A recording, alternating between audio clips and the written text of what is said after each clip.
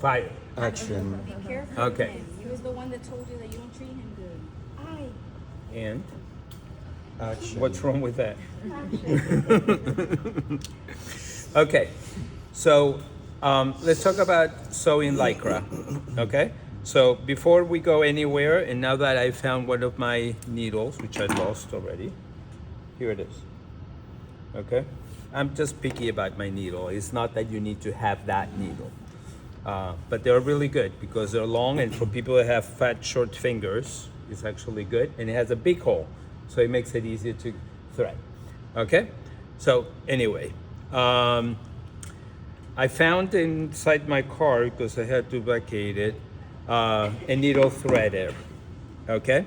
Why do I need a needle threader? Because we're gonna use, to sew this nylon woolly thread. Right now you look at it, it's really, really tight. But if you let it out for a little bit, then it starts fuzzing up at the end. Okay? This is what is used on anything that stretches. Bathing suits, t-shirts, panties, underwear, anything that stretches, this is the thread that they use. They combine it with regular thread sometimes. They don't use it all completely, only this thread. So what I'm gonna do is, I'm gonna make a few samples. First of all, I'm gonna show you how to prepare it. In real life, your overlock machine will have a big old attachment on the front where the roll of elastic would actually fit in there. And this will be guided into the foot. And you can adjust the tension. You know, sometimes your bathing suits are really pulled and some of them, they are much looser on the elastic. You're gonna have the option of stretching it out when you're sewing it or be more relaxed because the elastic goes through these rollers that tense it, okay? So that actually guides it into your overlock machine, and as you sew it, the elastic is attached and you can stitch on it. You need me?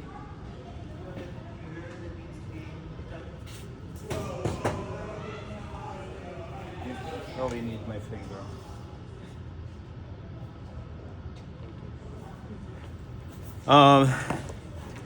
So what we're going to do is the Flintstone era option of that. Oh no. Because if you try to sew, you feel related?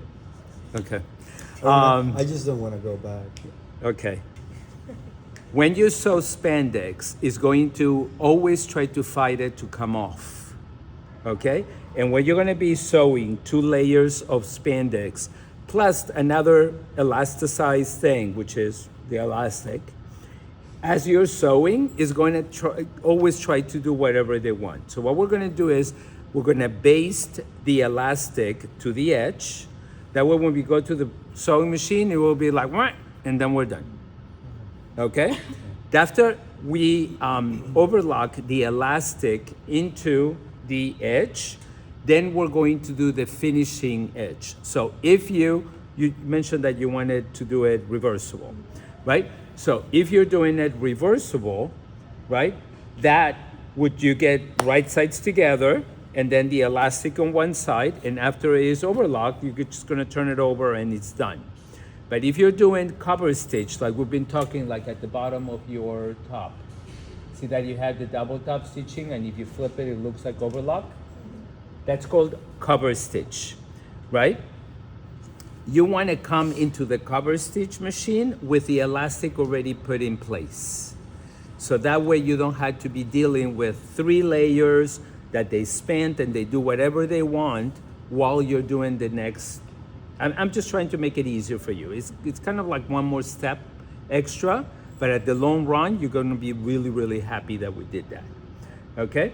Also, you can control how much you want the elastic to be pulled. So that way when you take it off, it looks like those shoes that are all wrinkled up, right? You put it on, looks okay. If it's too tight, then it's gonna give you a muffin top, right? But then it's too loose, so things are flapping out, right? So you have to find that right tension where it has to be.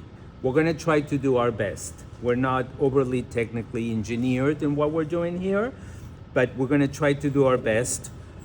We are going to get for next week these hangers that it has the shape of the torso and boobs.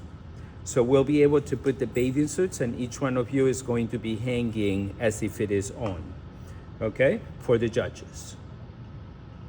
You've seen those, huh? No. No. Relax. We're not buying anything. Okay? So, first thing I'm going to do, I'm going to thread the needle, right? So, I have this threader, but if you don't have a threader, very simple. Get a regular piece of thread, fold it in half, put it in the two ends, so you end up having a loop, which is what this does. Loop. Okay? And then you put this thread through and you pull it and it's done. So if I'm doing this,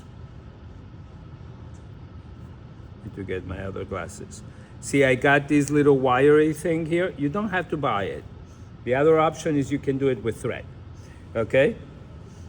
You put your thread here, and then when you pull your needle out, it's on the machine.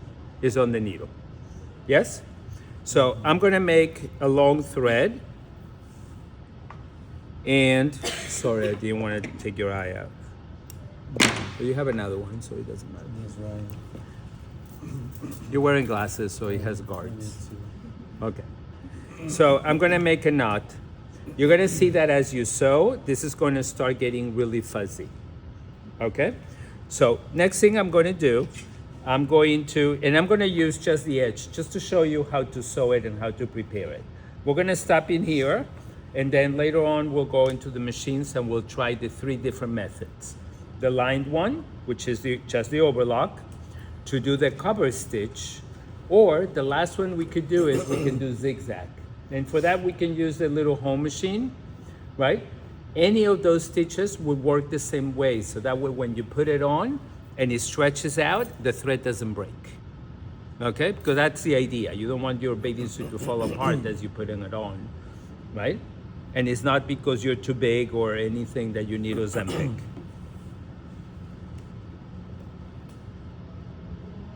Which our president is going to make it very affordable. Sorry, I didn't want to bring in politics.